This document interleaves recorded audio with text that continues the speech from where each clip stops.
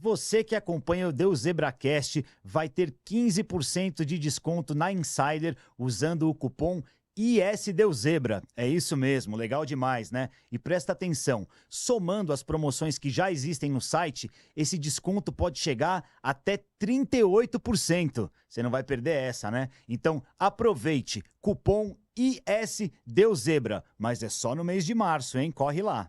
Tá a presença aqui do Tuminha hoje para a gente entender aí muito de bastidor do Corinthians e queria começar entendendo qual é a função do Conselho Deliberativo de um clube de futebol que não é uma SAF, Tuminha. Explica para o pessoal. Isso. Porque muita gente acha que o cara quer ser conselheiro para ter carteirinha para entrar no jogo.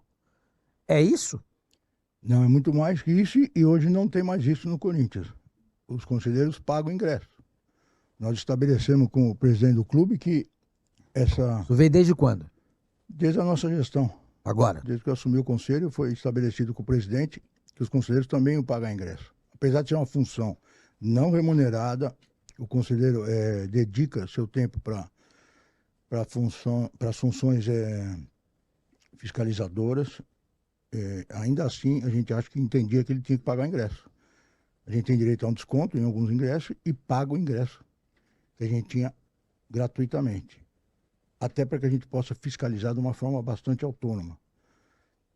E as funções do Conselho Deliberativo são muito diferentes do que as pessoas pensam. As pessoas pensam que o Conselho Deliberativo é um puxadinho da diretoria. Não é. Nós temos os poderes no Corinthians. E eles são, o principal poder é a Assembleia Geral de Associados, depois vem no mesmo nível, em segundo lugar, o Conselho Deliberativo, depois vem a diretoria, que atua mais ou menos, para aqueles que nos acompanham poder entender de uma forma mais fácil, é como se fosse a Presidência da República e o Congresso Nacional. Então, assim, são poderes harmônicos, mas completamente independentes. E é o nosso trabalho, é a nossa tarefa. Nós somos um órgão fiscalizador, propositor e exercemos essa função. Acompanhamos o orçamento, a aplicação da peça orçamentária, que é votada todo fim de ano para ser executada no ano seguinte, as contas da diretoria e várias outras atribuições que estão previstas no nosso estatuto e no regimento interno do Conselho. E agora nós estamos fazendo com que o Conselho se movimente e mostre publicamente quais são suas atribuições. Porque o conselheiro não vive de ingresso, não é para isso que existe o Conselho. Somos em 300 membros, 100 conselheiros vitalícios e 200 trienais, cuja eleição e renovação desse quadro é de 3 em 3 anos. Essa é a função assim, principal do Conselho, dentre várias outras que constam no nosso estatuto. Nós temos comissões que podem ser formadas. Hoje mesmo nós formamos várias comissões, deve estar sendo publicada agora à tarde, e divulgada para os associados, para os conselheiros, para a própria mídia em geral, que vão exercer seu trabalho de, primeiro, tentar atuar junto às diretorias para que as ideias, as propostas do Conselho possam ser viabilizadas e também cumprir seu papel fiscalizador, acompanhando principalmente o orçamento, como ele é executado, de que forma está sendo feito, aquele orçamento que o próprio Conselho aprovou, enviado pelo Poder Executivo do clube, que é a diretoria. Legal, legal.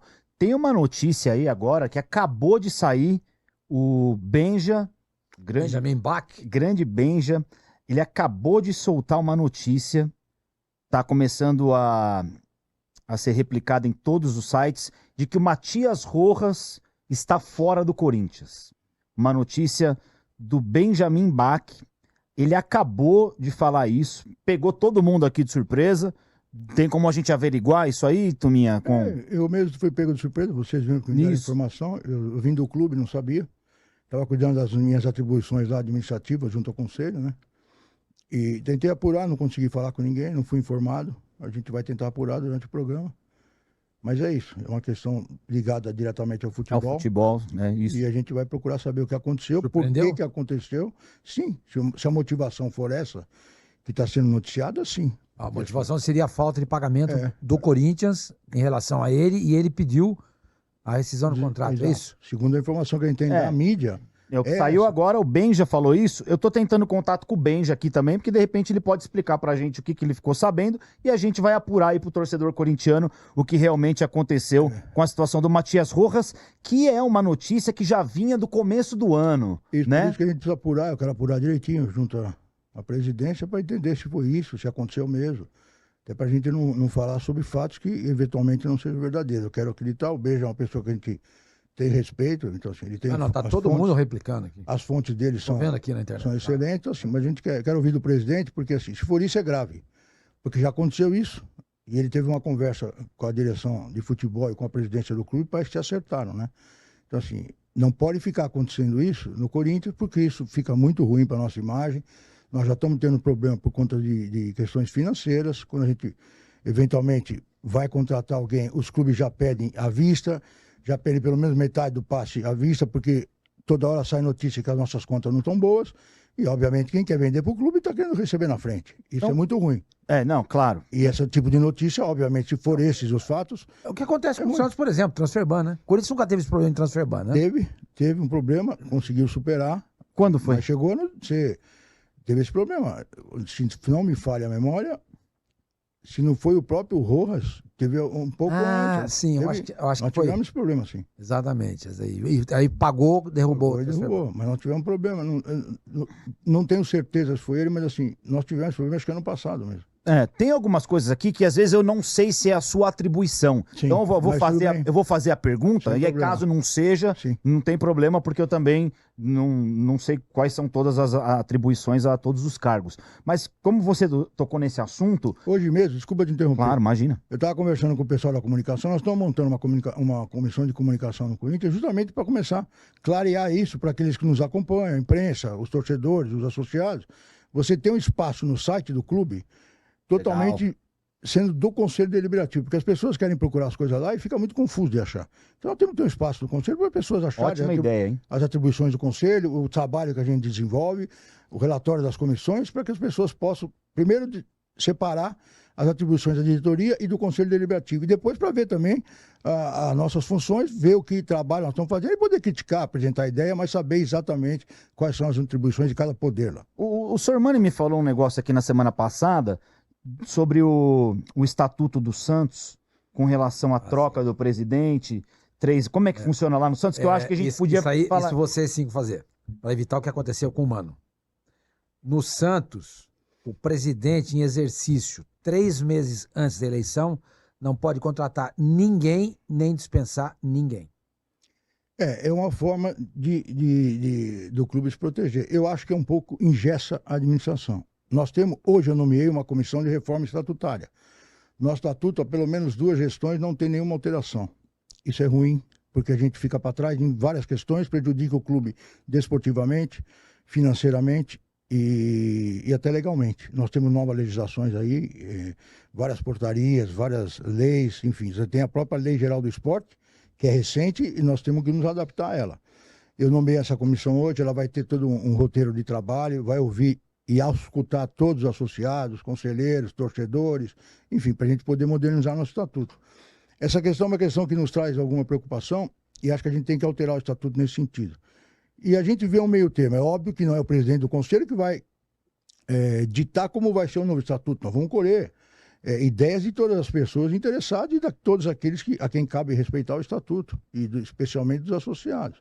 Mas a gente tem algumas fórmulas. É uma opinião pessoal, ela pode virar uma proposta de reforma do estatuto? Pode, mas é uma opinião pessoal que eu vou expor para você. Nós temos algumas falhas. Por exemplo, nós tivemos uma mudança de situação e oposição depois de 16 anos. Então, assim, quem mandou o orçamento deste ano para o Conselho aprovar foi a gestão que saiu. Então, assim, não é razoável que quem vai assumir o clube e fez várias propostas receba um orçamento engessado. Deveria ter sido feito a 4 mãos. Ou, ao menos, o novo gestor deveria opinar no orçamento que ele ia ter que executar nesse ano. Não é assim que é feito. A votação das contas esse ano, nós vamos votar as contas da administração que saiu. Quem vai apresentar o relatório, em tese, pelo estatuto, é o novo gestor de finanças. Não é justo com quem saiu. Ele pode fazer um relatório péssimo que leve ao conselho reprovar as contas de quem saiu e o cara que saiu fica indefeso.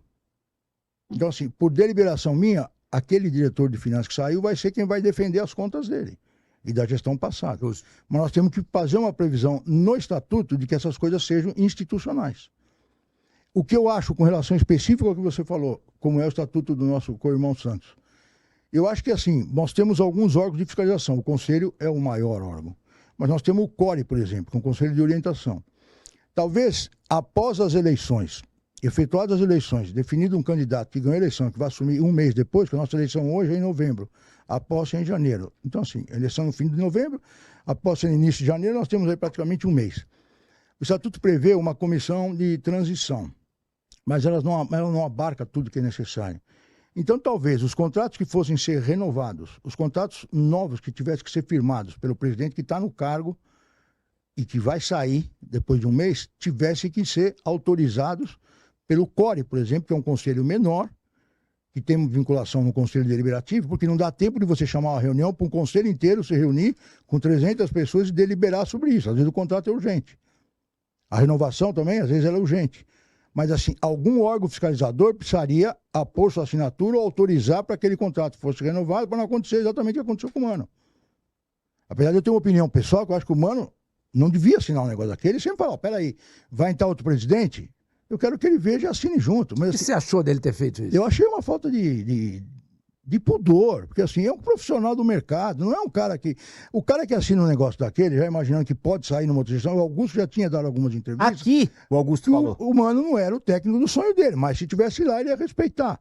Então, assim, se eu sou empregado e vivo disso, como é o Mano, um treinador consagrado, respeitado, pô, se ele ouve um negócio dele e assina um contrato desse, é porque assim, então você não quer levar vantagem. Ele pode nem estar fazendo isso, mas assim, vai soar, é a tal da mulher do César. Não basta ser honesto, tem que demonstrar. Então, se fala para ele, vamos renovar, eu quero pôr uma multa, mas chama o presidente novo, vê se ele topa. Porque senão não assina, ele sai por cima, porque assim, não tem cabimento assinar um Acho contrato que ele se daquele. aproveitou disso? Assim, ele pode não ter se aproveitado, mas toda a impressão que dá é essa. Todo mundo fala isso. Dentro do Corinthians falam isso. Todo mundo. E o Mano em todo se aproveitou lugar, da mas todo mundo situação fala isso. para ganhar esse dinheiro aí. Não sei se foi para ganhar dinheiro, mas é óbvio. Que ele, até porque era público que talvez não fosse permanecer, quando você assina um contrato, faltando 20 dias para encerrar o contrato, com uma multa dessa, e assim, não tinha multa no primeiro contrato dele. Se ele tivesse assinado um novo contrato que fosse mais ou menos os mesmos termos, ok. Mas no primeiro não tinha multa. Ao que me consta, não tinha multa. Eu não conheço o primeiro contrato, mas todo mundo falou que não tinha multa. Não, Então, mas o primeiro por que que contrato ele assinou em agosto, certo? Não importa. Mas Não esse importa. primeiro contrato ele assinou em agosto, mas já tinha multa, não tinha? Não tinha, que me consta não. Por que não assinou contrato de 2 anos no início, em agosto, então? Só assinar em dezembro, contrato de 2 anos? O que justifica você assinar em agosto? Ah, em dezembro ele tornou Um novo contrato. um novo contrato. Ou prorrogação. Por que não fez em dezembro, em agosto? Agosto ainda justificava mais do que fazer em dezembro, faltando 20 dias para o novo presidente. Mas, de qualquer forma, para você evitar esse tipo de coisa, o que eu acho que seria alguma coisa razoável? Qualquer tipo de novo contrato passaria pelo CORE. Core. Porque aí você não engessa o clube. Porque você fala, o presidente fica proibido de assinar qualquer coisa 3 meses antes de acabar a gestão. Se tiver um contrato que você tem que renovar, como é que faz? Você perde o atleta, É perde... que acho que o Sr. Mano ele falou aqui a deve- grosso modo, não, mas mas deve assim, ter alguma cláusula eu de acho que algumas... Você não pode vender nem contratar. Então, mas... Se você tiver, por exemplo, tá lá o Biro. O contrato dele vai vencer Tá. em dezembro. Você é Tipo o o presidente. Moscardo agora foi. Não, você pode. Isso você pode fazer. Agora, contratar e vender jogador, você não pode. Mas se tiver uma Treinador oportunidade também. de mercado excelente, então assim, eu acho que, até porque assim, você tem prazo de permanência do presidente que foi eleito legitimamente. Então assim, se o cara tem mandato até o dia 30, é questão de bom senso. Ele chama o cara que entrou, que ganhou a eleição, e decidem junto. Mas assim, porque senão você está o quê? Você está diminuindo o mandato. Se o cara ganhou a eleição, e o mandato dele vai de dia 1º de janeiro de 2020, vamos supor, até o dia 31 de janeiro, até o dia 31 de dezembro de 2023, você não pode falar, cara, só vai exercer o mandato até o dia 20 de dezembro. Que não fica honesto. Porque aí o que vai acontecer? Ele, para evitar, para burlar esse tipo de coisa, ele assina um contrato retroativo. Então, assim, eu acho que está errado, porque se ele tem um mandato, ele tem que exercer na plenitude e ser responsabilizado pelos erros. Então, assim, para a gente criar uma forma de proteger todo mundo, inclusive o dirigente que está na função, para não dizer que houve má fé, passa por um órgão que pode analisar isso e deliberar que possa ser assinado. Ele pode chegar, olhar e falar assim, escuta, Tá ok. 3 anos, É isso, e falar, tá com errado. multa tal, você pode perder a eleição. O candidato da oposição já Isso. falou que não é o O técnico próprio dele. CORE pode, É. como órgão fiscalizador, chamar pode. o eleito e falar, vem cá, não vimos nada que desabone, mas achamos que é um contrato que não é razoável. Você vai assumir. Está de acordo? Então, assim, Então, mas É uma forma de aí você que eu te brecar. pergunto. Aí o Core veio e fala assim, pô, isso aqui não é legal. Mas ele É. pode chegar pro presidente, no caso do Duílio, por exemplo. sim. Duílio, não pode fazer. Mas Pode. aí você tem um parecer do órgão fiscalizador alertando. Se o cara descumpre e dá problema, ele é Não, responsabilizado. mas Porque tem essa a sua previsão. ideia é o seguinte, o CORE olha isso e veta ou ele olha isso Pode e ser as sugere? duas coisas. Ele pode sugerir e alertar por que está sugerindo que não seja feito. Em se consumando aquele alerta e as coisas desandando como foi alertado, o cara é responsável. Nosso estatuto já prevê isso. Se houver uma manifestação no órgão de fiscalização, alertando sobre algum problema que possa vir a ocorrer, e o cara bancar, o cara responde com os bens pessoais.